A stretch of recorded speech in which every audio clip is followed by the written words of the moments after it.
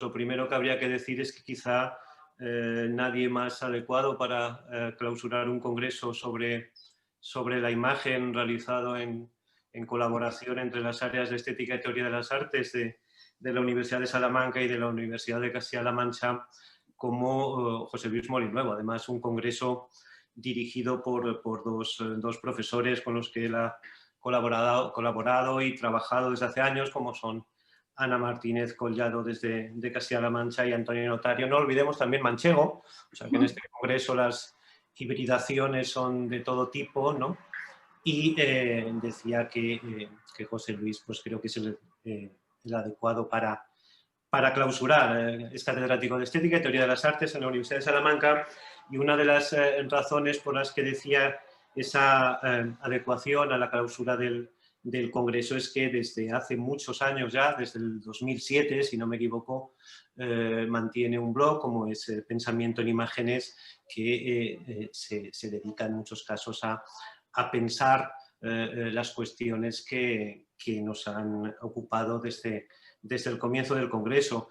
Él tiene muchísimas publicaciones, muchos libros, mucha investigación. Solo voy a señalar, más que nada para enfatizar, que él lleva desde hace muchos años trabajando en estos temas, pues aquellos libros que más vínculo tienen con estos temas. Ya en el 2004 publicó Humanismo y Nuevas Tecnologías, que ahora se lo ha copiado Bankia.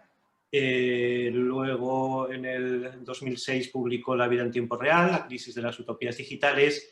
Y sí que me gustaría recordar los libros de descarga gratuita que mantienen en su blog. Antonio, a lo mejor en el chat podías poner la dirección del blog. Y eso sí que me gustaría mencionarlos, como son Retorno a la imagen, la estética del cine en la modernidad melancólica, Guía de complejos, estética de teleseries, posfascismo posmoderno, el caso Homeland o la fascinación de lo siniestro, el artista filósofo como marca comercial en la obra de David Lynch, fenomenología de la alienación, The Art of Killing, responsabilidad con la imagen, sobre Wang Bin, los paisajes sociales, sobre James Benning, o el cine trabajo sobre Farocki. El título de esta conferencia es Hay una estética post paréntesis T, cierro paréntesis, digital. Y José Luis, un placer como siempre tenerte con nosotros, así que cuando quieras tuya es la palabra.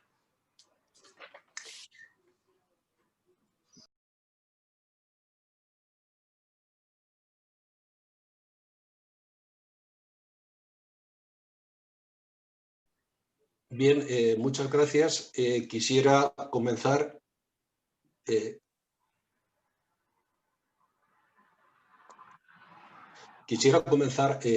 agradeciendo la invitación a participar en este congreso de un título, como señalaba Domingo, tan sugerente para mí, y espero que efectivamente esas imágenes tengan un movimiento continuo en futuras ediciones. Quiero agradecer a la profesora Ana Martínez Collado el haber tenido el privilegio de compartir congresos y otro tipo de eventos académicos a lo largo de estos años de manera presencial. Esto que nos ofrecen ahora es una vida en la pantalla virtual, una especie de Second Life, pero no por eso tampoco menos interesante. Y quiero también felicitarla por el proyecto de investigación ARES, bajo cuyo paraguas tiene lugar justamente este congreso. Yo creo que es uno de los proyectos más interesantes que hay en este momento dentro de la estética en España. Agradecer también la invitación y la amistad de tantos años del profesor Antonio Notario. Él ha hecho que siga creyendo en Adorno. Lo poco que sé de imágenes sonoras se lo debo a él, y del profesor Antonio Notario, que le hace acreedor al cargo de decano vitalicio que desempeña en este momento. Del profesor Domingo Hernández, ¿qué puedo decir? Ha sido para mí un privilegio y una suerte poder estar juntos todos estos años, desde su época de estudiante a su época ya de hace años también como maestro. Y como muestra de su generosidad justamente es esta presentación que acabo de hacerme. Además, compartimos algo que es al profesor Antonio Notario le gusta caracterizar como el estilo prusiano en el trabajo, y que desde luego me congratula el compartirlo especialmente con él. Bien, y para no retrasarnos, quiero comenzar llamando la atención sobre la ambigüedad del título. Hay efectivamente un signo de interrogación, pero no contiene una pregunta. Lo que hay más bien son dos respuestas. Porque es obvio que al menos hay una estética por digital, pues mucha gente lo cree, hay quienes la practican y desde luego se encuentran numerosas publicaciones sobre ella. Y tomando este hecho como punto de partida, mi objetivo ahora es doble. Por una parte, dar cuenta de la situación de la estética por digital desde sus orígenes hasta hoy, de una manera evidentemente resumida. Y en segundo lugar, y a la vez, explorar qué tipo de posibilidades podemos extraer de ella.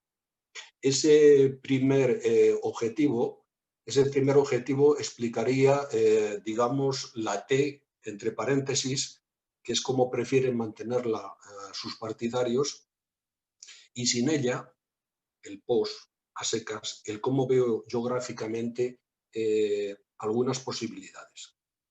Bien, estas son las dos respuestas al título. Para rematar la ambigüedad y con declaración de principios, yo me adhiero a lo que Florian Kramer dice del término postdigital en su famoso artículo muy conocido, que es lo postdigital. Ahí dice del término apesta, pero es útil. Efectivamente, quien entre en la estética postdigital debe abandonar el principio de una contradicción, que por otra parte asumen con absoluta frescura, lo que a mi modo de ver le hace todavía mucho más interesante para entender al menos esta rama de la estética actual. La estética postdigital es una estética interesante y es desde esta categoría estética, la de lo interesante, desde la que yo me voy a acercar a ella. Es, como he sabido, una categoría de las estéticas cognitivas, que son las que yo por lo menos trabajo, y ayudan a entender la complejidad de esta situación. No dicen nada acerca de la verdad o de la falsedad, y yo creo que tampoco importa, porque en definitiva lo que sí creo que es interesante es que se trata de ficciones operativas. Bien, ¿dónde situaríamos a esta estética por digital? Yo comienzo apropiándome, en sintonía con los procedimientos de este tipo de estéticas, pero dándole otro uso, de la expresión teorías de la posteoría. Ese genitivo subjetivo-objetivo, es decir, teorías elaboradas sobre la posteoría, pero, y aunque parezca contradictorio, teorías que elabora la propia posteoría. Este es el término, la expresión que utiliza Gary Hall en su famoso libro Filosofía pirata por unas poshumanidades digitales. Advierto, lo repite constantemente en el libro, que la palabra pirata no significa una invitación a descargas ilegales, sino el término originario de la palabra griega en el sentido de nuevas experiencias, innovaciones, sin que ello implique progreso. Bien, pero de cualquiera de las formas, el título del libro que acabo de mencionar ya es una buena muestra del tobogán por el cual nos estamos deslizando.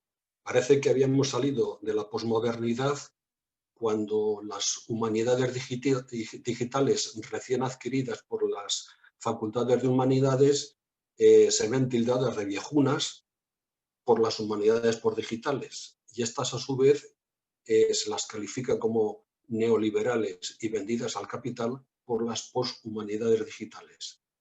Y entre medio anda por ahí la nueva estética, todavía de Braidel, puesta en circulación por la famosa frase del antaño cyberpunk Bruce Sterling, como la erupción de lo digital en lo físico. y no nos olvidemos, por otra parte, también del arte postconceptual, etcétera, etcétera. En fin, hay muchos post o post que invitarían a relativizar la situación como fruto de sucesivas modas o sospechas de esterilidad, como la vieja e inútil polémica de modernidad y posmodernidad que padecimos hace años.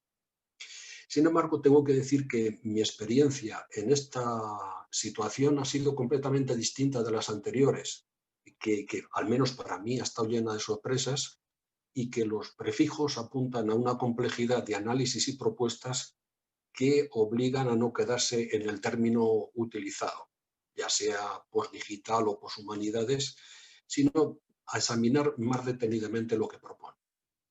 Y quizá la primera sorpresa, sobre todo los que hemos padecido en lugar de la estética en el conflicto kantiano de las facultades humanísticas, quizá la primera sorpresa es que el término postdigital nace de la estética y no que ésta se apropia de él. Este yo creo que es un detalle importante. Bien, vamos por partes. Me vais a permitir que vuelva a cosas ya sabidas, conocidas, pero quizá no tan sabidas. Hay un cierto consenso que el término postdigital proviene de Cascone, de su famoso artículo Las estéticas del fallo, tendencias de la música contemporánea por ordenador, un artículo del año 2000. Este artículo toma como punto de partida el de Negroponte del año 98 y que lleva por título Más allá de lo digital, artículo publicado en la revista Wire, como decía hace un momento, en el 98. Esto es conocido. Lo que yo no sé es si es tan sabido, porque se desvía uno hacia el dedo o el término postdigital, si es tan sabido que todo esto es fruto de un malentendido. Es decir, de una cita mal traída y descontextualizada, lo cual es bastante frecuente, por cierto, cuando se trata de apropiaciones. Y me parece que ello tiene su importancia, pues es el origen de la contradicción que hay desde sus orígenes en la estética postdigital y lo que la dota de una interesante complejidad en sus dos direcciones principales, como vamos a ver un poquito más adelante. Negroponte comienza definiendo hegelianamente el espíritu de nuestra época como digital. Y dos cosas. Primero, reconoce la banalidad de la definición, porque efectivamente lo digital es ahora tan cotidiano y tan invisible que solamente nos damos cuenta de ello si falta. Pero lo segundo es realmente muy interesante, porque emplea también la palabra aburrido, y que no sería de esperar en él. Es decir, que está utilizando un término muy querido no solamente a los románticos, sino sobre todo a los poshumanistas. De hecho, Negroponte encuentra aburridos toda esa cantidad ingente de ordenadores que conectados creaban antes la ilusión del ciberespacio en Gibson. Y no olvidemos que en el primer número de la revista Wire dicen que Wire significa cerebros conectados a cerebros.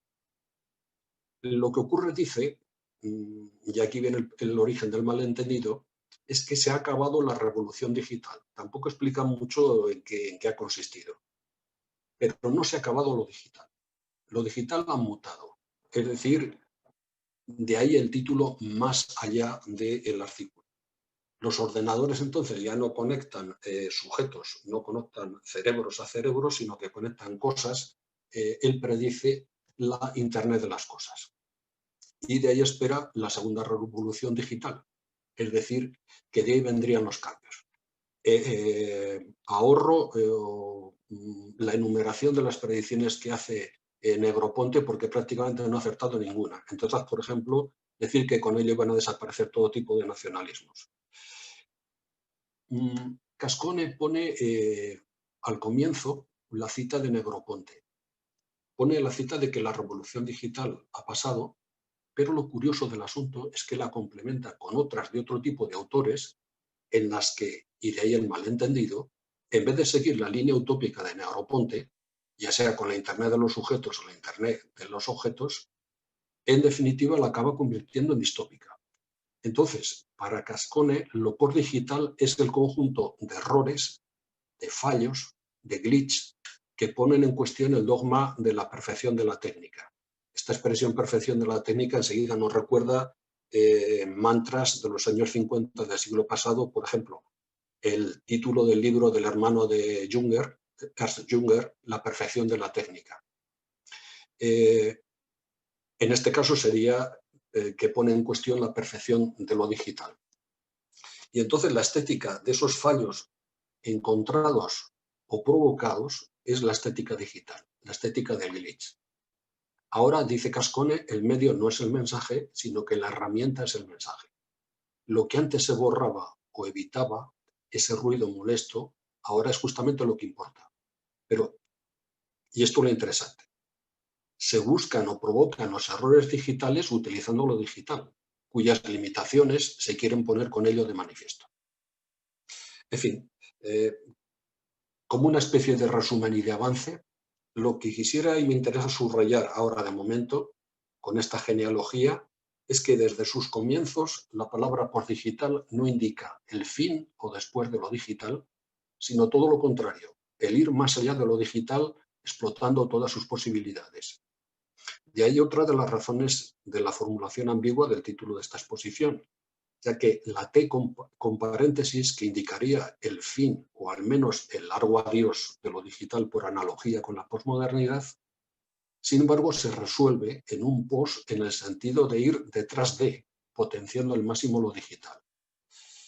Esto a modo de resumen, pero adelanto que tanto las humanidades postdigitales como las poshumanidades digitales, que son declaradas enemigas de las académicas, sin embargo, están buscando en las humanidades académicas su fuente de legitimación, utilizando a veces los mismos formatos que están criticando. Esto volveremos luego sobre ello. La estética postdigital avanza así desde sus comienzos en dos direcciones aparentemente contradictorias. Un neomodernismo por el empleo a ultranza de lo digital y, por otra parte, una estética vintage neobarroca del error, la malfunción de la técnica, el glitch, en el que busca encontrar y producir, sin embargo, una particular belleza. Algunos vuelven al analógico en sus comienzos. La verdad es que es una auténtica delicia cuando uno piensa en la nieve en las pantallas de los viejos televisores, en su carta de ajuste, el chisporroteo de los neones y su luz intermitente al borde del colapso, ese rasgueo errático de la punta de zafiro en los vinilos ondulados, son algunos ejemplos, se podían poner muchos más. Son motivos intemporales de estética glitch analógica.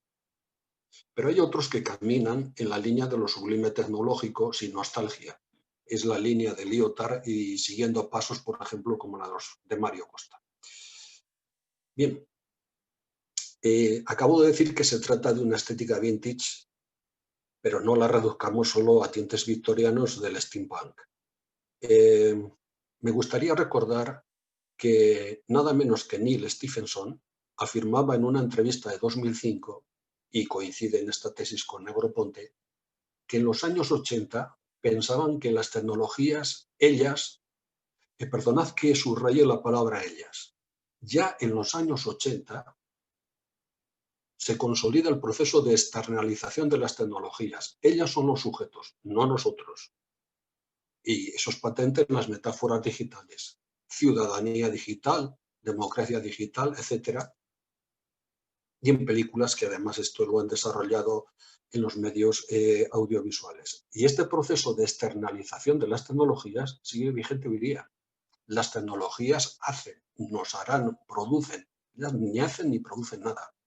Somos nosotros los que producimos con ellas. Insisto, este es un proceso muy interesante, el proceso de externalización, que aunque se diga que han cambiado modelos y modelos estéticos, sigue todavía hoy. Bien, dice Stephenson, iban a cambiar nuestras vidas, dice, y no ha sido así. Ahora son familiares, son cotidianas, son solo tecnologías. Antes eran extraordinarias, ahora ordinarias. En el pleno sentido de la palabra, además, corrientes. Y se advierte una especie de deje de desilusión en sus palabras, unido a la constatación del final del movimiento estético que lo exploró, que fue el cyberpunk. Bien, cabe preguntarse de todas formas, ¿ha sido así en 2005? ¿Es realmente así ahora en 2020? Yo creo que no. Puede que las tecnologías sean ordinarias, de puro cotidianas e invisibles, pero no así sus imaginarios estéticos ni tampoco las teorías.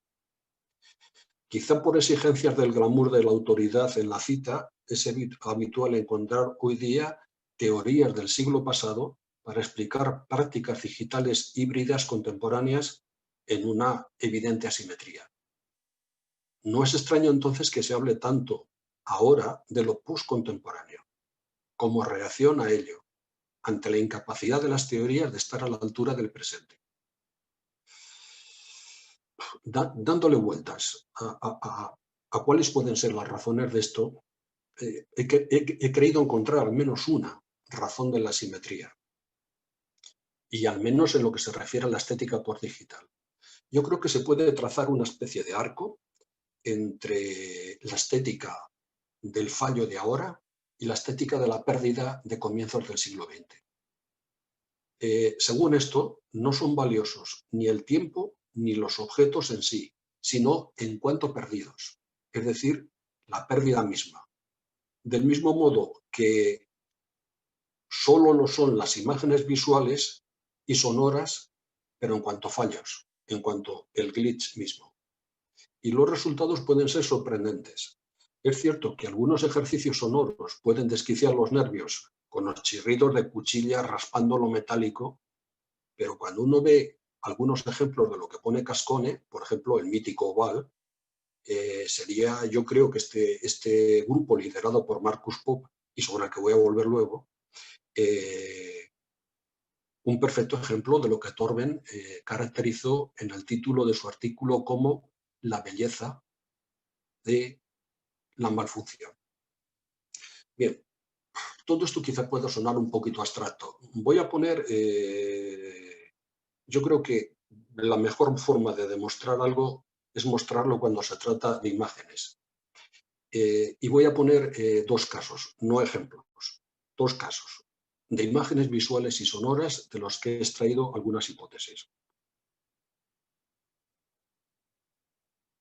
El primero de ellos podía caracterizarse como los, permítaseme esta imagen vintage, como los American Graffiti de lo postdigital. Sería la serie Upload, estrenada en mayo de 2020, es decir, este mismo año. Cumple esta serie a rajatabla la regla no escrita en estética de las nuevas tecnologías desde los años 80 del siglo pasado. No se innova prácticamente nada, pero se recicla todo. Así en las prácticas como en la teoría. En este sentido, merece la pena ver, yo creo, esta serie con otra miniserie de 1973.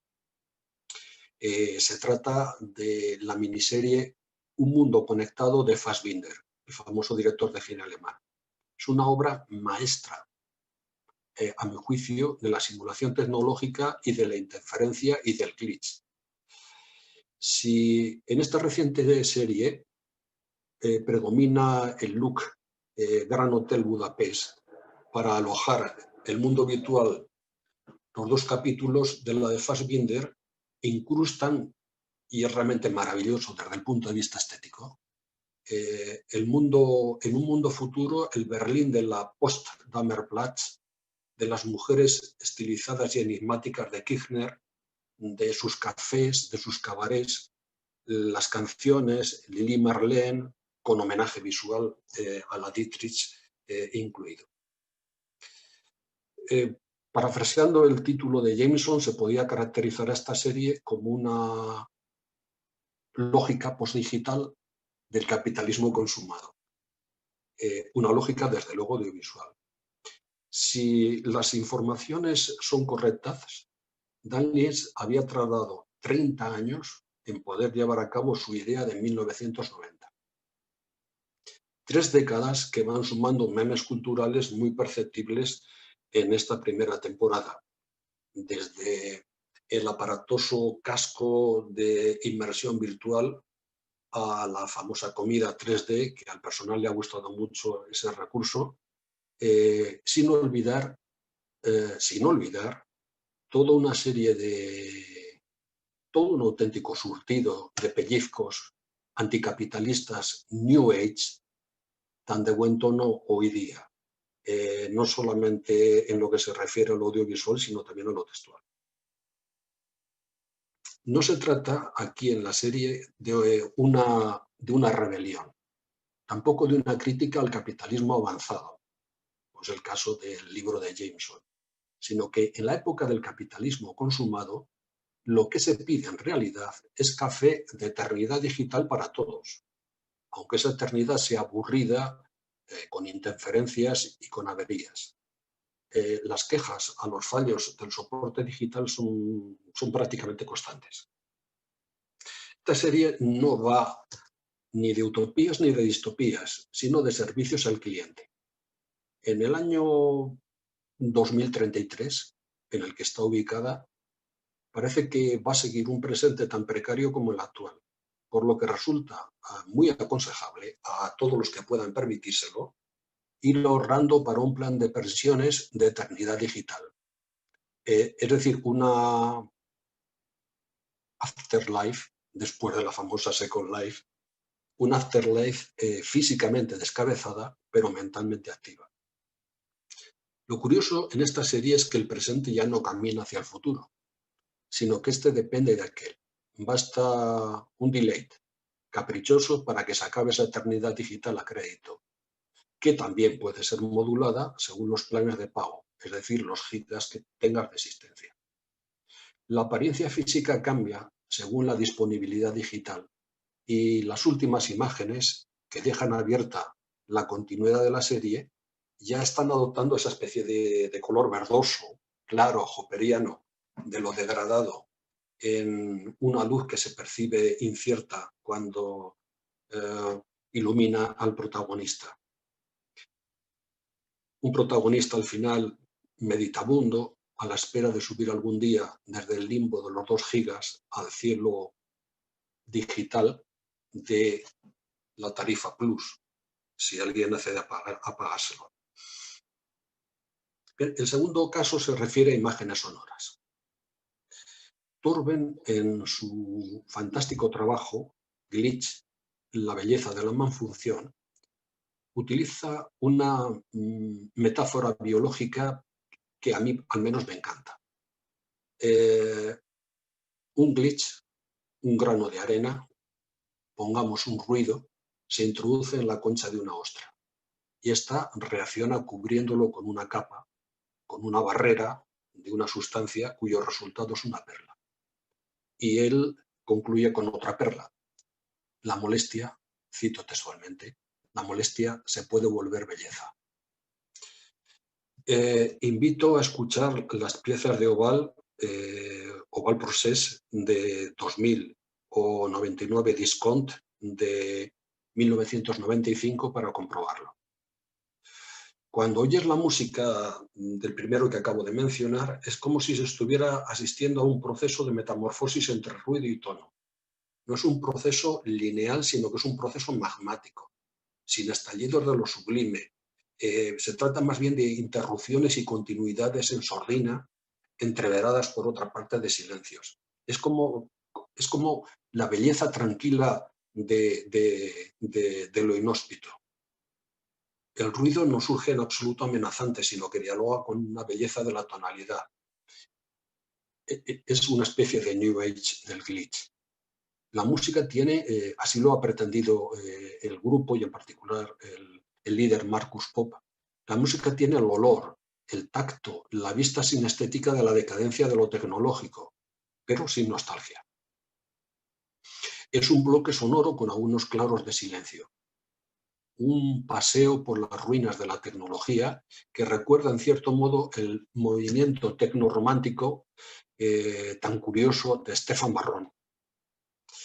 La pieza 99 Discount es un caso de cómo se puede crear una música ambiental en la que ruido y tono se entremezclan y la glitch, la malfunción, se integra dentro de la función, creando una especie de bucle prácticamente sin fin.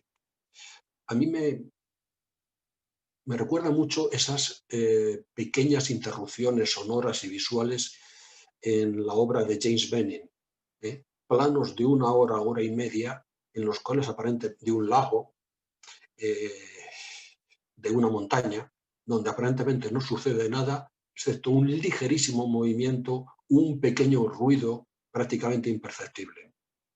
Acaban siendo instalaciones visuales y sonoras inmersivas y vecinas casi a experiencias místicas, pero esto es interesante sin sublimación.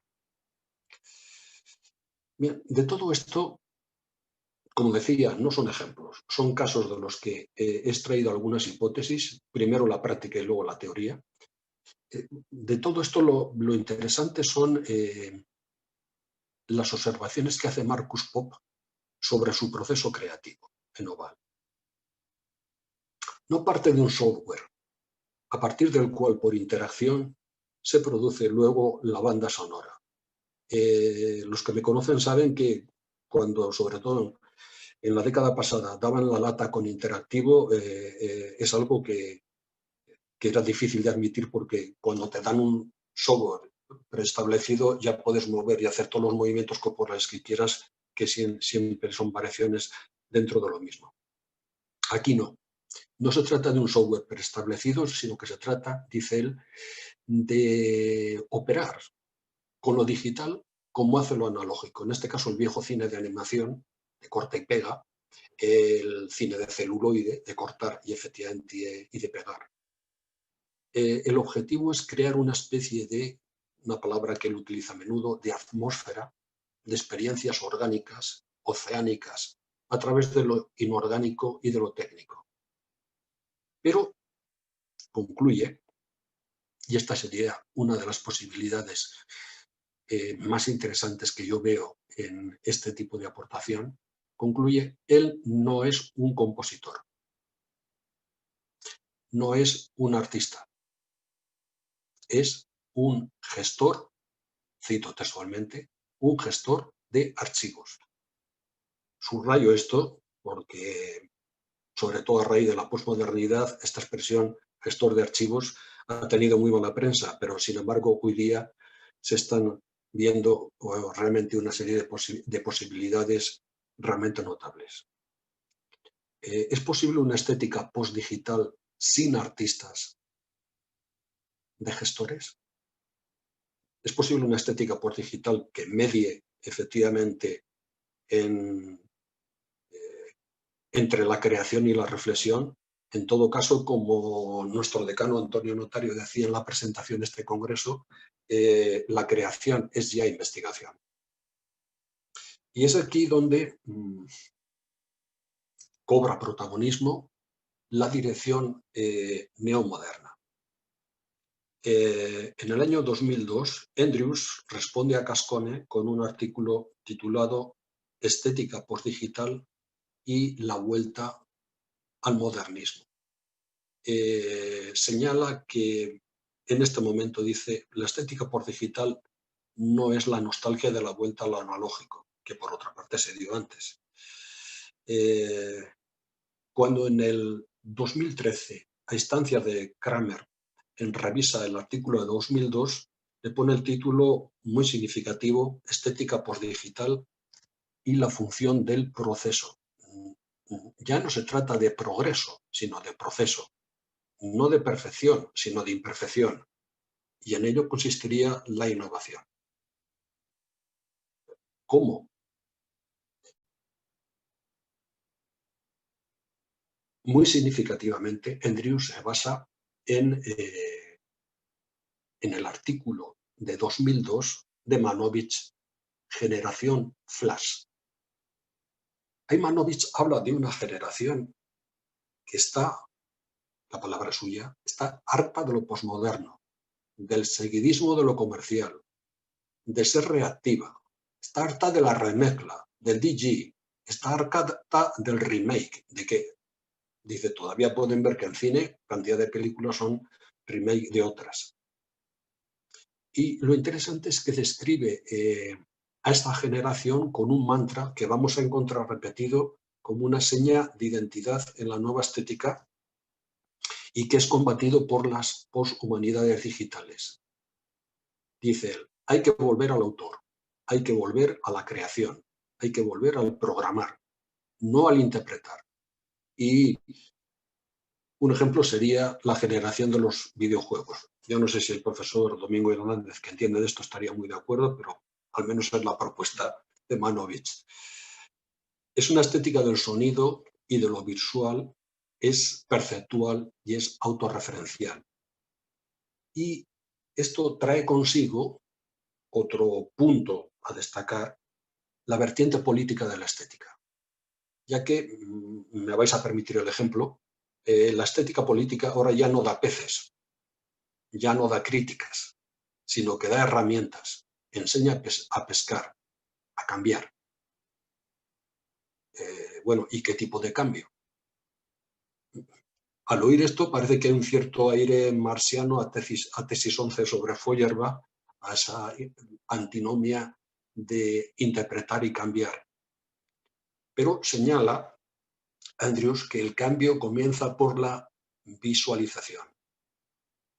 Y la pregunta es, ¿visibilizar y visualizar significa cambiar algo? ¿Es un cambio?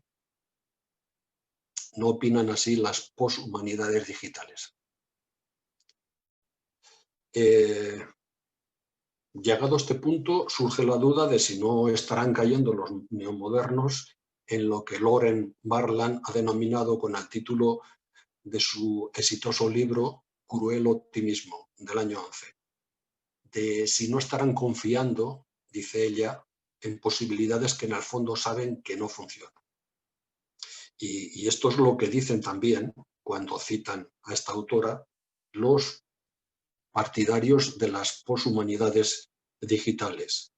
Autores como Grusin, como Yaneke Adema o como el propio Gary Hall. Estos autores han llamado la atención de algo que al menos en el título es muy bonito. Han llamado la atención sobre el lado oscuro de las humanidades digitales, en cualquiera de sus variantes. Y dicen lo siguiente. ¿No les extraña a ustedes la fecha en la que surgen, se consolidan y empiezan a florecer las humanidades digitales? Dicen, curiosamente, es en la crisis socioeconómica y política de 2008.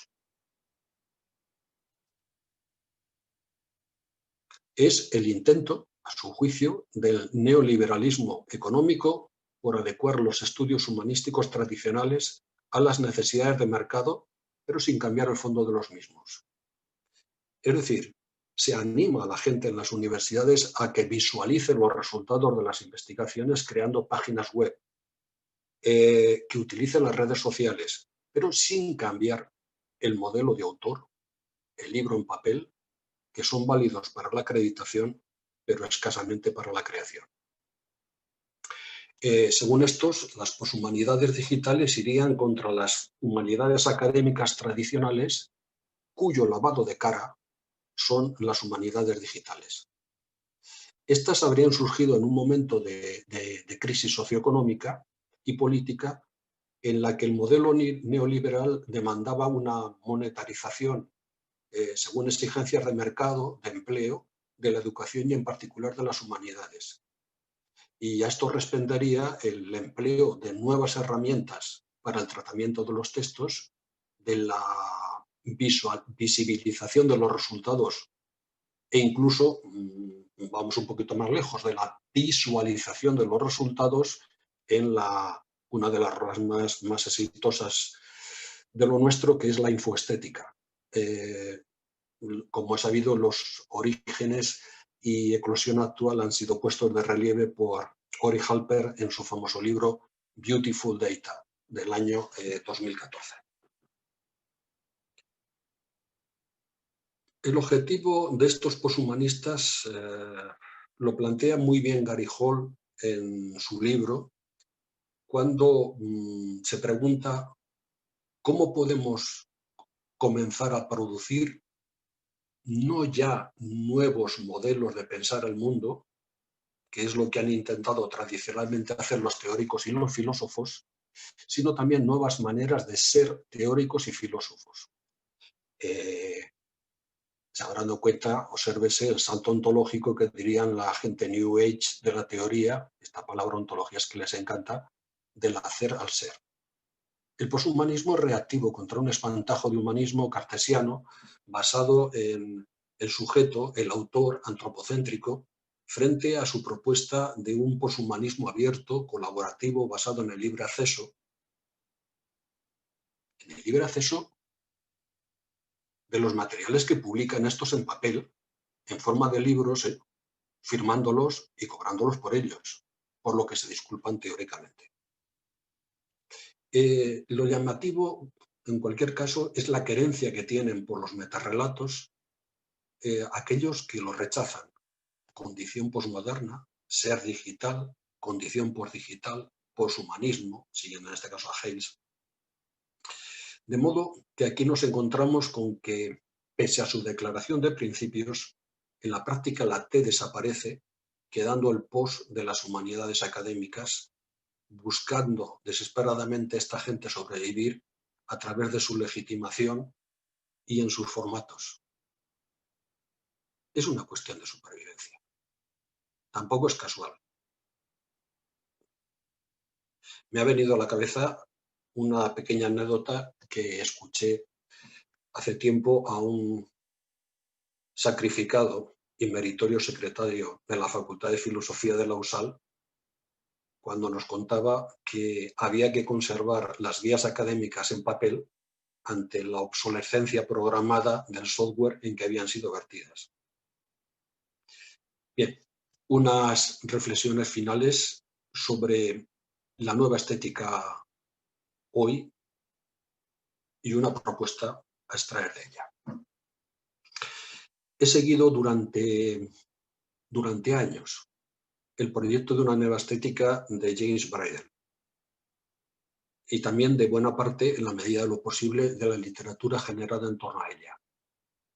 La verdad es que mi postura ha ido cambiando a lo largo del tiempo, desde el escepticismo inicial al ver las imágenes que colgaba en la web, esa pixelación de lo físico, hacia una relativa esperanza por los textos que los acompañaban y sobre todo por los textos que ha producido posteriormente.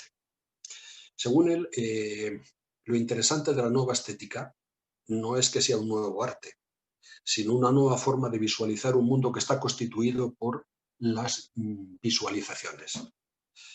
Y esto tiene dos fases. La primera es el resultado de la colaboración con la técnica, entonces ahí encontramos las imágenes de cámaras digitales, de los drones, de las cámaras de vigilancia, son imágenes parasitarias, en las que se intentan pretendidamente borrar las fronteras entre lo real y lo digital, lo físico y lo virtual, lo humano y la máquina. Según esto, puede parecer que estaríamos ante el famoso giro hacia la percepción, que se aprecia, por ejemplo, en Charles Davis. No podemos cambiar el mundo, vamos a cambiar nuestra forma de percibir el mundo.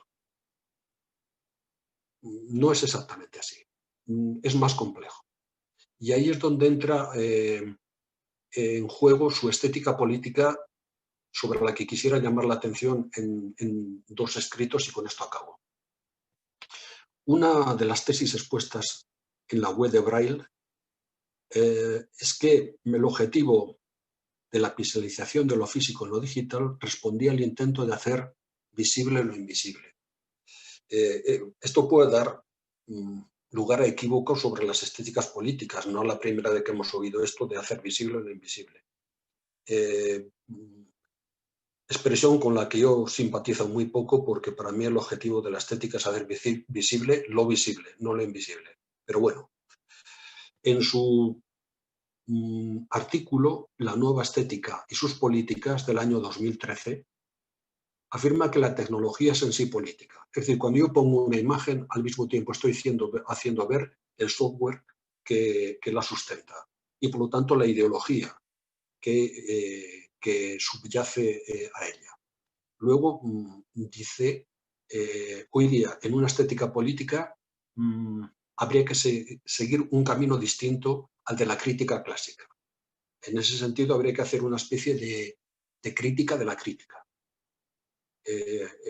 Cuando habla de la crítica tradicional se refiere a la dialéctica y a la binaria basada fundamentalmente en dualismos.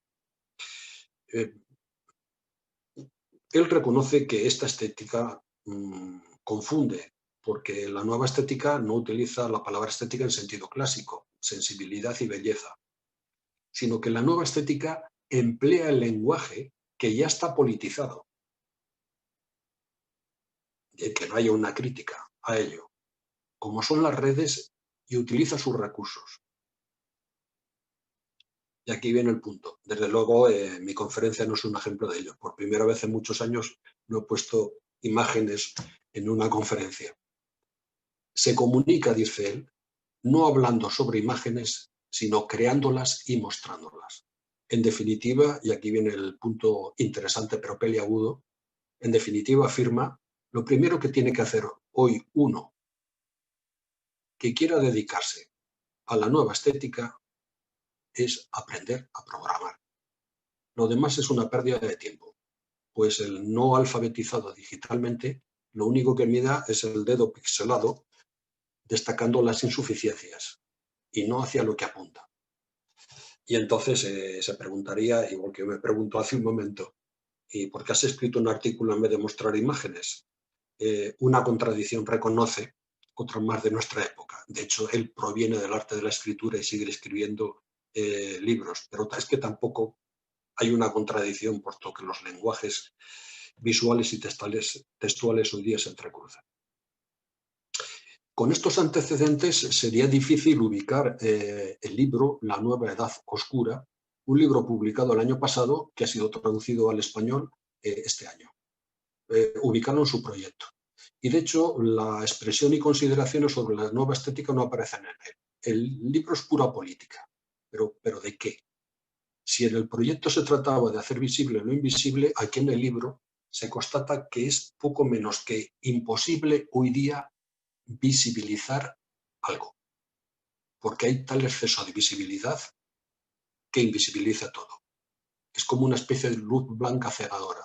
Según él, estaríamos entrando en una nueva edad oscura por el fracaso de la Ilustración, es decir, el exceso de conocimiento ahoga el pensamiento y la sobreabundancia habría acabado con él.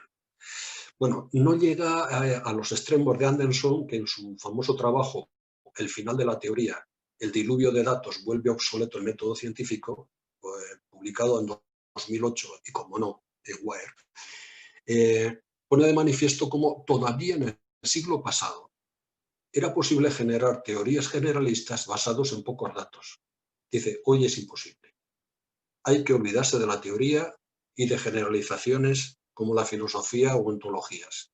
Según él, ya no importa saber por qué la gente hace lo que hace, lo importante es saber que lo hace y se puede rastrear perfectamente. La conclusión de Anderson no puede ser más clara. Con suficientes datos, los números hablan por sí mismos. Sin embargo, dice, esto no tiene nada que ver con el nihilismo, porque hoy día con el que va contra la tecnología sería ir como contra nosotros mismos. En definitiva, el libro lo que pretende es, dice, repensar las metáforas de la tecnología, porque, cito textualmente, la tecnología no consiste en la mera creación y uso de herramientas, sino que es la creación de metáforas. Evidentemente estoy totalmente de acuerdo, me he pasado décadas criticando el uso de las metáforas digitales, con tan poca fortuna que cada vez que leo humanidades digitales por digitales, me doy cuenta que la batalla está perdida. Bien, acabo. El libro hace un diagnóstico expresado en el título, La nueva edad oscura. Un análisis de casos concretos que la apoyan, no hay mucha teoría, son casos concretos. El cambio climático, la vigilancia informática, etcétera, etcétera. pero al final hace una propuesta que yo quisiera hacer mía. Deberíamos, dice él, apoderarnos de la zona gris. Esa zona gris es la que existe entre la sobreabundancia de las tecnologías y de las teorías simples, a menudo paranoicas, sobre ellas. De estas teorías estamos aburridos, desde las páginas tecnológicas del país, abonados a ellas, a libros como El cretino digital, por hablar uno de los últimos. A mí me parece que el planteamiento hoy día es inverso al cartesiano. No se trata de reducir lo complejo a lo simple, sino lo simple a lo complejo. Y por otra parte, ante la sobreabundancia, se trata de cribar y no quejarse, puesto que la estética es ante todo trabajo. A mí me preocupa más que la sobreabundancia de imágenes, las imágenes que faltan, por citar y apropiarme del título de una película famosa. Se trataría entonces, según él, cito, de vivir conscientemente en la zona gris. Esto es fácil de decir y difícil de hacer, pues hoy día una estética ciudadana es todo menos glamurosa. Yo entiendo que una zona gris es una zona de intermedios. Entre el proceso y el progreso puede haber el deseo de mejora. Entre la imperfección de la técnica y su perfección puede haber el intento de crear posibilidades limitadas. Entre crear e interpretar puede intentarse investigar. Entre la información y la comunicación puede intentarse dar un paso más, que es la decisión ciudadana. En fin, esta podría ser, no sé si una nueva o no, al menos otra propuesta de estética de las nuevas tecnologías. Nada más, gracias por vuestra atención. Pues muchas gracias, José Luis. Una de las sensaciones más raras que estamos teniendo en este congreso es el no poder aplaudir al final sin hacer ninguna cosa ridícula de mover manos así o algo así. Así que nada, doy paso a cualquier pregunta, intervención, comentario. Vamos bien de tiempo, son las 7 en punto, no vamos muy tarde. Ahí, yo puedo decir, saltarme las manos y darle las gracias a... Sí. ¿Se me oye, Domingo? ¿Me puedo saltar el orden? Bueno, sí, venga. Venga, que la verdad es que, bueno, es que estoy anonadada, ¿no? Siempre, José Luis, nos sitúas en una especie de lugar de la paradoja permanente, ¿no? Y nos abres tantas preguntas que es difícil afrontarlo, ¿no? Yo me quedaría con esto de la zona gris, que me ha parecido muy sugerente y además es una forma de no caer también en la melancolía, ¿no? Porque yo también pienso que mientras uno hace, pues así no tiene tiempo para la melancolía y es mucho mejor, ¿no? Y bueno, pues creo que todo lo que se ha puesto de manifiesto en este congreso también es ese espacio, la potencia, eso, has hablado del cribar, ¿no? A pesar de la tristeza también de este sistema que nos envuelve y el mundo absolutamente dominado, ¿no?, por el neoliberalismo, yo creo que lo que se ha puesto de manifiesto también es que en la creación y en esa voluntad de creación y de contar historias que hemos visto también que es igual a través de la imagen en movimiento como una especie de contenedor de la escritura, el vídeo, el documental, todas las formas, ¿no? Y que ahí hay una potencia de decir y una esperanza, ¿no? Y un espacio para establecer en ese, has llamado también la época oscura, y yo también hablé al principio de la inauguración, ¿no?, de estos tiempos oscuros, acuérdate de Benjamin, de Hannah Arendt, ¿no? Y cómo solamente el diálogo, bueno, pues yo añadiría el diálogo y la creación, ¿no?, como la producción. Así que, como siempre, muy agradecida por este magnífico, no sé, por esta magnífica conferencia. Bueno, y dejo porque hay muchísimas preguntas. Quería decir más cosas, pero luego las digo. Gracias, Ana, y gracias, Domingo. Los aplausos virtuales no serán físicos, pero son reales y se agradecen también. Lo cierto, Ana, es que cuando estaba leyendo la propuesta de Marcus Pope de la creatividad que en la gestión de archivos, estaba pensando en lo que tú decías al comienzo de la presentación y que también has puesto en tu página web, de la creatividad que puede haber en esa gestión de archivos, ¿no?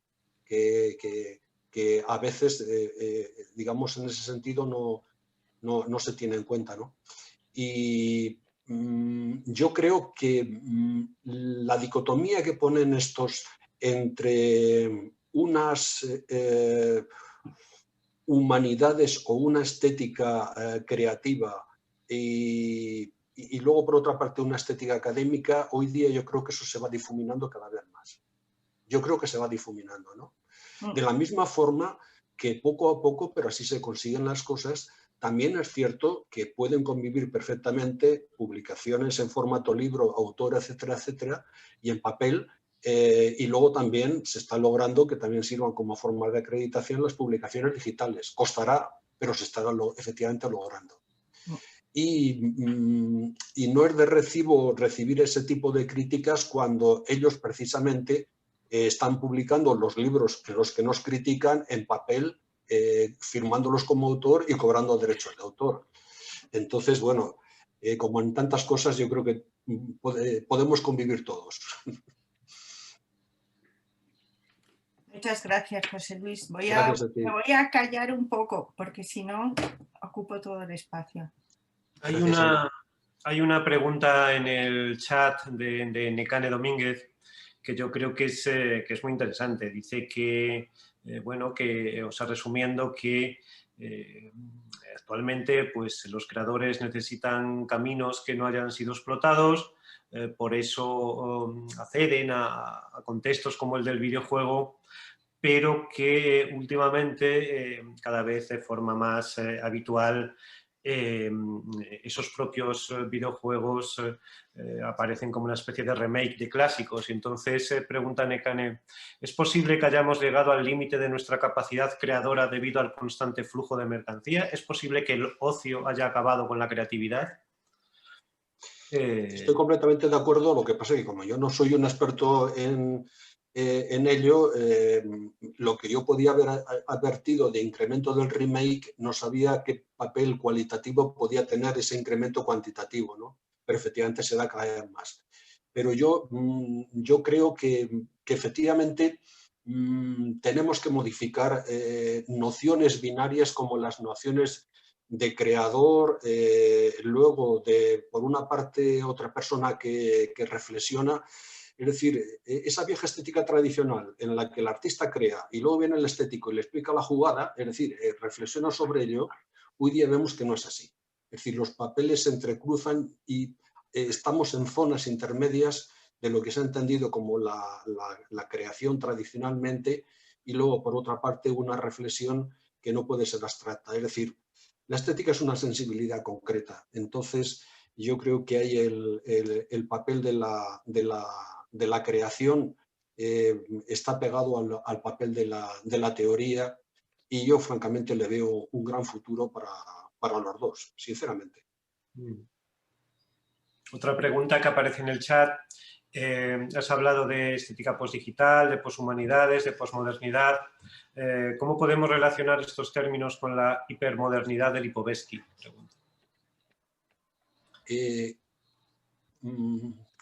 Casi prefiero no contestarlo porque no quiero remitirme a mis sobras completas, pero le he dedicado unas críticas tan demoledoras a Lipovetsky en el blog que casi prefiero remitirme a ellas.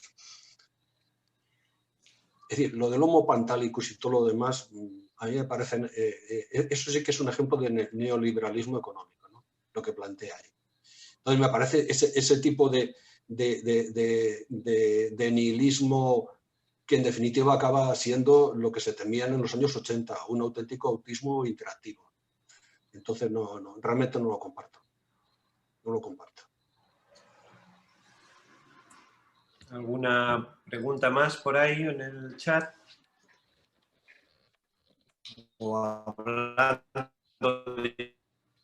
directamente, que no pasa nada tampoco. Hola, Hola. José Luis. Buenas tardes. Me llega muy mal. Sí. Me llega mal el sonido. Sí, puede ser, puede ser. El de domingo no. El de domingo no, pero el de la pregunta sí, no me llega. Lo puedo escribir mejor si queréis. ¿Ese señor es Alejandro Lozano? Sí. Oye, Alejandro, sube un poquito la voz. ¿Se oye bien? Ahora, No se sí, ahora escucha. sí. Vale, vale. Ahora sí. Vale, vale, de acuerdo. Buenas tardes, José Luis. ¿Qué tal? Encantado de verte de nuevo. Hombre, Aunque sea a en través de ti la estaba pantalla. pensando, cuando hablaba efectivamente de los imaginarios estéticos, ¿te acuerdas que lo hemos hablado muchas veces? Sí, sí, sí. Y tú para la tesis te veías con verdaderas dificultades y decir, bueno, pero estoy haciendo prácticas ciudadanas y yo no leo más que libros con estética cyberpunk. Sí, fue todo muy problemático, pero al final aprendí mucho de las dos cosas, por suerte. Pero sí, tuvimos muchísimas conversaciones y nada, me alegro mucho de haber podido otra vez, de haber podido asistir. Me ha interesado mucho tu valoración de las humanidades digitales, tu valoración crítica, porque ya sabes que no se estila demasiado hacer una mirada crítica de esta línea de trabajo. Normalmente todo lo que sea una transformación digital recibe muchas loas y pocas críticas. Estoy pensando en concreto y te quiero preguntar, porque recuerdo un texto tuyo que escribiste a principios de los 2000, entre tecnoilustración y tecnorromanticismo. Y sobre todo porque ahora que el espectáculo de la cibercultura, ¿verdad?, ya queda bastante lejos, ¿no? Es casi algo que se trata en los libros de historia, parece que se da la posibilidad de ponderar de verdad las posibilidades de lo digital y del desarrollo tecnológico en general, ¿no? Ahora que esos fuegos artificiales parece que están un poco más en el pasado. El caso es que han transcurrido ya más o menos 15 años desde que formuló hasta aquel entre tecnoilustración y tecnorromanticismo. Y en el contexto en el que nos encontramos justo ahora, ¿verdad?, en el que nos hemos visto obligados a educarnos como técnicos en todo tipo de herramientas tecnológicas, quizás eso no quiera decir que estemos más educados o mejor formados en los procesos que envuelven a todo el desarrollo de las nuevas tecnologías. La pregunta, porque no quiero enrollarme más, es cómo ves el estado y las posibilidades de aquella perspectiva ilustrada, ¿no?, más global, de aquella formación o Bildung, como hablábamos, ¿no?, en aquellas charlas, en el momento presente. Yo francamente lo veo muy bien y casi enlazo con la primera reflexión que hizo Ana. Estoy absolutamente convencido que igual que el señor Kant escribió un texto diciendo que cómo orientarse en el pensamiento, es posible hoy día, y de hecho se está haciendo, cómo orientarse con el pensamiento en imágenes. Es decir, a través justamente de imágenes. Y esta es una nueva forma también efectivamente de ilustración, sin caer aquí en antinomias entre texto, palabras e imágenes, puesto que en definitiva las propias metáforas son también imágenes. Entonces, yo efectivamente creo en las posibilidades efectivamente de la ilustración, y todavía en un sentido autoemancipador, de ahí mi crítica a la externalización de las tecnologías, el empleo del ellas, el ellas. Los sujetos somos nosotros, los sujetos no son las tecnologías, ¿no? Creo posibilidades de emancipación desde el punto de vista de una estética política ciudadana. Mira, has hecho la pregunta y yo también te quería hacer una pregunta, porque cuando estaba leyendo algunas cosas, sobre todo de Andrews, estaba pensando en ti. Tú eres programador y además conoces muy bien lo de la estética. Efectivamente, la solución de una nueva estética, te preguntaría a ti, consiste hoy día en saber programar. Es decir, que bastaría para esa nueva ilustración o continuar con la ilustración, digamos, ser capaz de intercambiar imágenes, de ofrecer imágenes en vez de estar hablando sobre ellas. A mí me ha llamado muchísimo la atención el proyecto militar que tienen en Estados Unidos, según los cuales, y esto va mucho más allá de lo de Farocki y las imágenes operativas, que son ya imágenes independientes de nosotros, según los cuales se trata hoy día de adiestrar a los soldados no para que se comuniquen a través de pensamientos, sino que se comuniquen y serían todavía mucho más eficaces a través de imágenes, volviendo todavía casi a la forma de comunicación de orígenes de la humanidad. ¿Cómo ves tú este tema de nueva estética y programación? La verdad es que adquirir la perspectiva técnica creo que es algo sumamente enriquecedor. Pero también es verdad que yo creo que sin puntos de convergencia, realmente si lo técnico va de un lado, pero falta la perspectiva integradora, no es suficiente.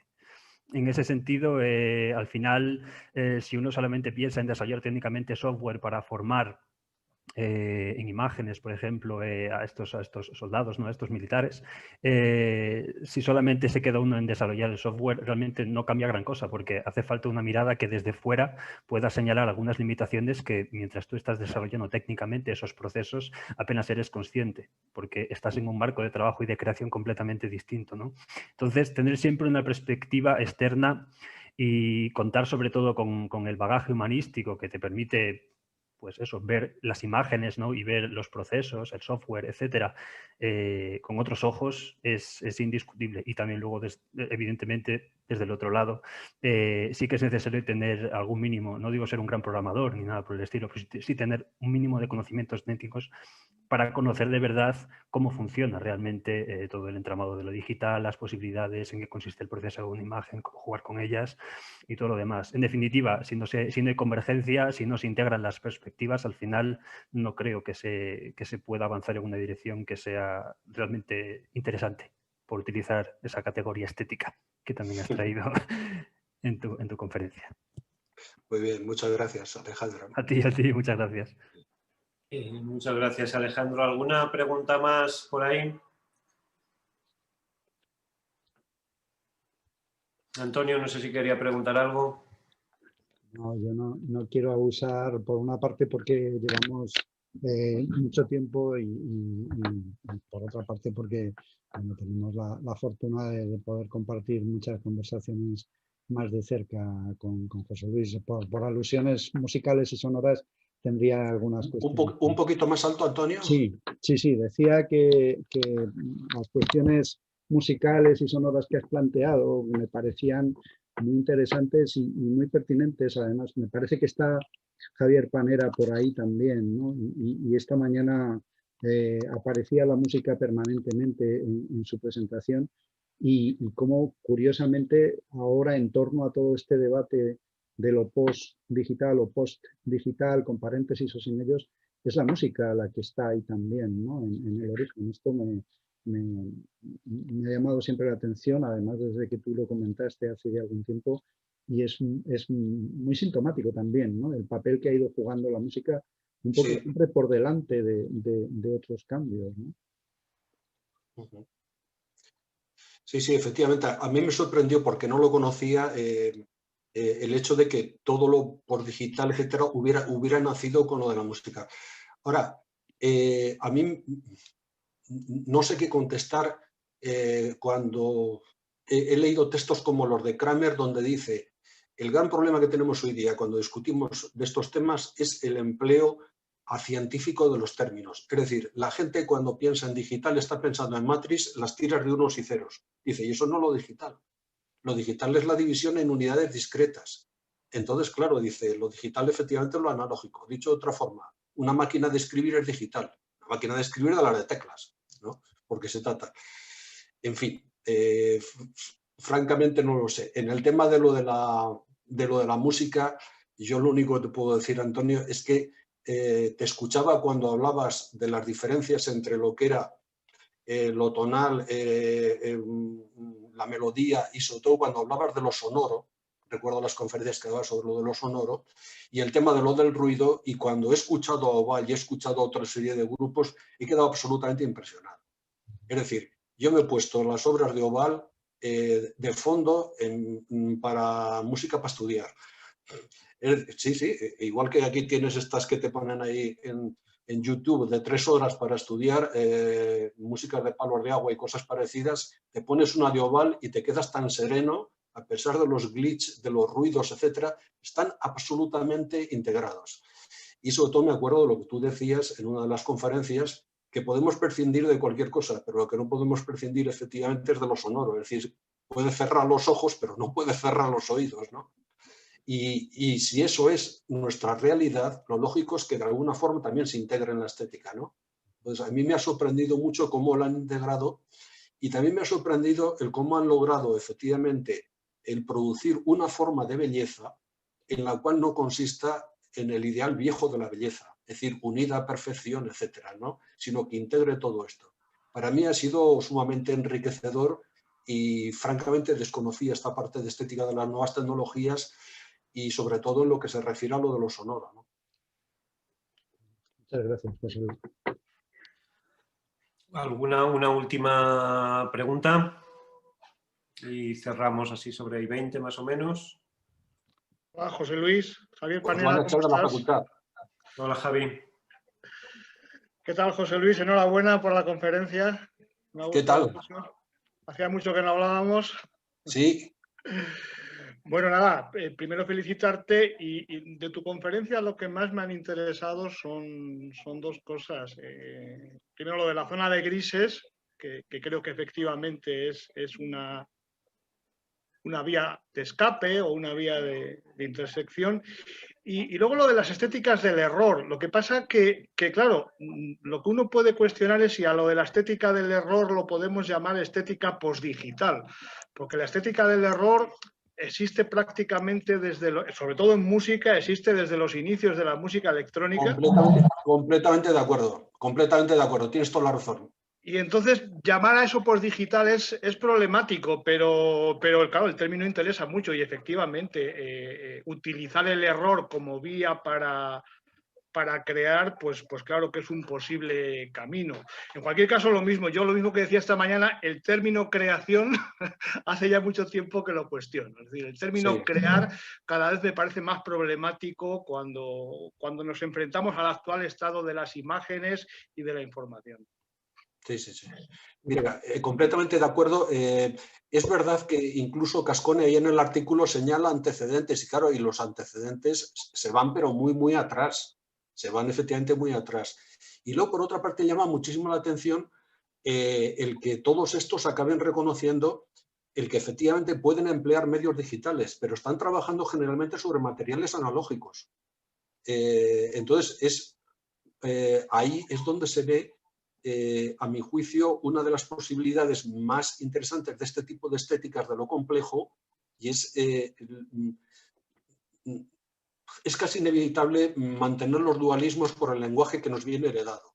Entonces, ¿cómo vas a suprimir ahora hablar de sujeto-objeto? Y sin embargo, estamos convencidos de que emplear esas palabras es un error, porque no existe ese tipo de dualismos en plano operativo, ¿no? Entonces, en el caso de lo analógico y de lo digital, exactamente igual. Es decir, es un tipo hoy día de herramientas que efectivamente están absolutamente entreveradas unas con las otras. Entonces, en el caso de lo de la música, tiene razón. Y hasta tal punto es así que, desde luego, a mí me da la impresión de que los mayores éxitos vinieron por la parte de lo analógico y luego se lo ha apropiado en muchos casos lo digital. Yo no sé hasta qué punto en el caso de la estética musical, porque no lo conozco tanto. En el caso de las imágenes visuales me parece que es bastante claro. Es decir, esos fenómenos de apropiacionismo continuamente imágenes digitales. Cuando yo he trabajado sobre literatura española contemporánea de nuevas tecnologías, lo que me llamaba siempre la atención de todos estos, de Agustín Fernández Mayo y demás, es que todo el rato en los libros lo que estaban apareciendo eran digamos, imágenes de nuevas tecnologías, pero referidas a lo analógico. Es decir, se estaba pensando todo el rato en el glamour que tienen efectivamente esos neones chisporroteantes, esa luz incierta en la media luz. Entonces, como decía un clásico español, no somos románticos, pero parece que tampoco somos todavía otra cosa. Eso es melancolía también, ¿no? Eso de volver a la estética de los neones y de las luces esas fluorescentes. Eso es como un... Javier, tú has hecho exposiciones con ellos. Por eso digo Tú has que hecho es exposiciones y neobarroco demás. y tecnorromántico. Efectivamente, unas exposiciones estupendas en ese sentido, ¿no? Y te acuerdas además, todavía me acuerdo aquella fantástica exposición que hiciste de Crison, ¿te acuerdas? Sí. De fotografías, Sí. donde se veía justamente todo ese tipo de hibridación. Se utilizaban absolutamente categorías tradicionales con unos modos ultra sofisticados de que aunque parece que fuera fotografía, aquello parecía en realidad ser de cine, ¿no? En ese sentido del operativo. Así Sí, que creo efectivamente... que Cripson pone en escena pues, la estética de lo siniestro, digamos, pero pasada por el filtro del cine americano. Claro. Básicamente. Pero sería un ejemplo de cómo se logra una belleza a través de lo inhóspito. Es decir, sí, esas artistas o esos que están parados ahí en medio de la calle, pero a través de unas luces maravillosas, en fin. Sí, efectivamente es un ejemplo. Oye, por cierto, no te había reconocido con el nuevo look. Con la barba. Bueno, nos vamos haciendo mayores. Claro. Tú en cambio cada día estás más joven. Sí. Eso le suelen decir. Dice, cada día te veo mejor, ya. Bueno, a ver, dejo a los abuelos ya ahí discutiendo. ¿Alguna cosa más, alguna pregunta o vamos terminando, Ana? Bueno, y yo quiero darle las gracias a José Luis Molinuevo, ¿no? Por estar aquí, que creo que ha sido como un cierre fantástico, ¿no? Yo me siento, la verdad, os estaba escuchando y yo, bueno, que he aprendido sobre la estética de la modernidad con José Luis, ¿no? Molinuevo, pero yo me quedo con aquello que decía que era transitoria y yo sigo siendo una gran defensora de la ilustración, una ilustración en movimiento, una modernidad expandida, ¿no? Y también, esto va por Javier, también soy una defensora de la creación. Es verdad que en diferido, es verdad que cuestionada, crítica, ¿no? Pero yo creo que si yo no creyera es decir, en el Parergon de Derrida, ¿no? Pero si no creyera en eso, no podría creer es verdad que hay una gran confusión, ¿no? Pero hay una creación, hay unas palabras, hay unas imágenes que tienen muchísima potencia, que nos dicen muchas cosas y ya para terminar, y que nos afectan, ¿no? Y que nos conmueven, ¿no? Y nos emocionan. Y eso no sucede con muchas cosas, ¿no? Bueno, y me quedo ahí dando las gracias y dando las gracias a todos los participantes que han aguantado aquí 12 horas, no sé cuántas horas, pero muchas, ¿no? 2 días, que ha sido de una intensidad increíble, que todos los participantes se han volcado en ponencias, conferencias, proyectos, ¿no? Muy trabajados, muy al hilo de lo que planteábamos, ¿no? Creo que esto va a, bueno, pues eso, lo que decía, ¿no? Abrir palabras y abrir interpretaciones. Y me voy a callar ya, pero antes solo quiero decir que muchísimas gracias a todos los que, bueno, al equipo, a los equipos de tanto de Notario como al mío, a los de los equipos de investigación. Muchas gracias al comité científico, muchísimas gracias a los participantes, a los que estáis ahí escuchando tantas horas, ¿no? Y también, pues gracias a Antonio, el codirector conmigo de todo esto, por todo el apoyo, emoción, entusiasmo, y por supuesto a José Luis Panea, ¿no? Que también ha estado como director, ¿no? Como organizador, pues incansable y exitoso conmigo, ¿no? Y gracias, más gracias a todos. Y por favor, yo no quiero cerrar porque me pongo nostálgica y a mí la nostalgia no me gusta nada. Entonces, que alguien diga unas palabras finales, porque para mí no hay final, ¿no? Sino que esto es el principio de muchas cosas. Antonio. Gracias, Ana. Yo no sé si me corresponde, como además estoy en el despacho oval de los decanos, pues me corresponde un poco. Bueno, yo creo que trabajar como se ha trabajado para organizar este congreso La verdad es que nos ha llevado, como todo, cuesta mucho y la distancia a la que nos obliga la pandemia, no me voy a poner melancólico, Javier, no te preocupes, la distancia a la que nos obliga la pandemia pues ha facilitado algunas cosas, pero ha dificultado otras y en cualquier caso pues trabajar con José Luis y contigo no es una forma de decir, pues ha sido un verdadero placer. Y no solo un verdadero placer, sino que creo que hemos hecho un equipo que ha funcionado bien, que ha estado muy engrasado y que podemos, de hecho creo que tenemos algún compromiso más. Y si no lo tenemos, nos lo podríamos inventar, porque han sido 2 días muy intensos que nos dejan muchos interrogantes, que tal vez sea la tarea de la filosofía, por otra parte, y de la estética, no tanto buscar respuestas, sino acertar en plantear las cuestiones, en plantear las preguntas y en plantear los problemas, ¿no? Tanto si creemos en la creación como si creemos en otras formas de decir lo que dice la palabra creación. Lo que sí queda claro, y me voy a quedar, tengo aquí a mi lado, y no es por hacerte la pelota, Ana, pero tengo aquí a mi lado secuencias de la experiencia.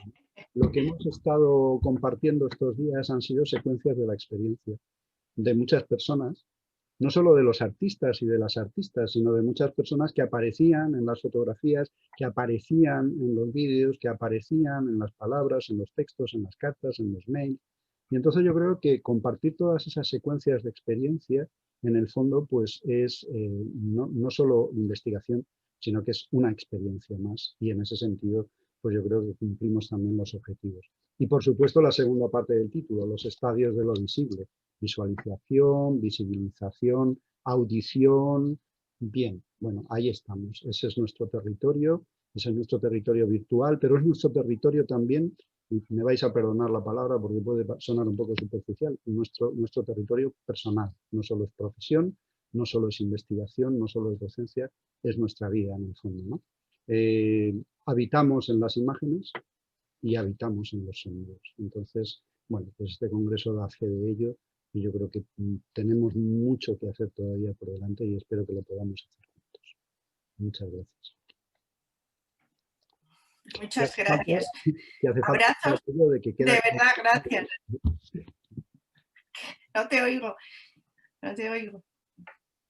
No, decía que si hace falta, digo, que queda clausurado este congreso, ¿no? Es eso. Bueno, con abrazos para todos. Vale. Pues cuidaros mucho y nos volvemos a encontrar en cualquier momento. Gracias a todos. Pues gracias a todos y nos vemos en un mundo post-pandémico. Gracias a todos. Besos. Adiós. A la vista, gracias a todos y a todas. Javier, gracias. Gracias, muchas gracias. Antonio. ¡Mua! Ya hablaremos tú y yo, Ana. Vale. Domingo, que no he dicho nada de ti, es que no me da tiempo. No. Pero ya sabes que te quiero.